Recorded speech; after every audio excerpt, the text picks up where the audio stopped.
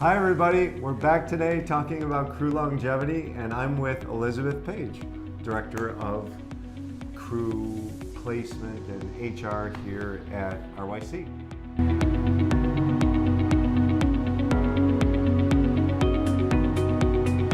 We're going to talk about crew placement and some of the things we've seen recently coming up. So what do you think? What are some of the bigger factors of, let's just say, the opposite of crew longevity? What are some of the things you see of why crew leave boats?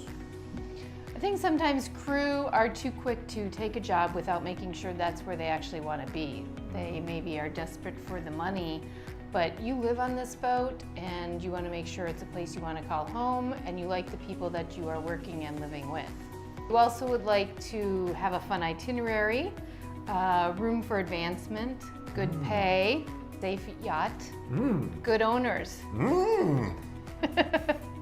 What about hours of rest?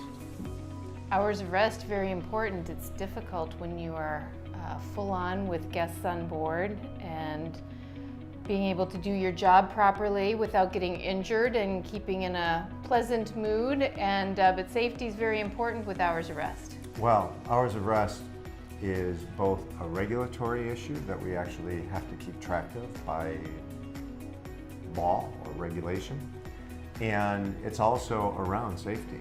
So yeah, when the boats are going really hard, everybody knows it's inevitable that the hours of rest rules will probably be violated. But I think one of the more important things is to have a boat and an owner that sees, hey, we're going really hard for a while, and sometimes even not getting people enough rest for however many days, but then going back and making sure as best you can you make that up. So how have you seen that play out? I think the captain has to be cognizant of that and maybe sit down with the owner and make sure, he's the one that's got to make sure that everybody's getting what they need. But if a crew member also feels that they're not getting the rest they need, they probably need to go and talk to them because we wouldn't want an accident to occur. Right. And that's the whole purpose of it. Get people enough rest so they don't have accidents that happen out of exhaustion or not having enough rest and all that stuff. But we also live in an industry that's very high-end service oriented, and when owners and charter guests are on board, you got to take care of them. So it's that tension that's always going to be there.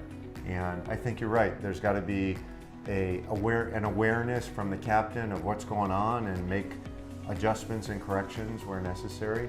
Talk to the owners, but it's also sometimes you just got to go hard and try to catch up as quickly as possible.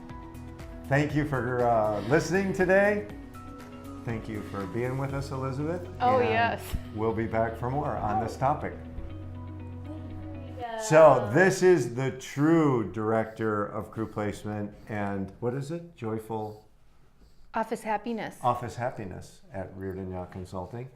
She is probably pretty happy right now because Liz was giving her food that Snacks from lunch.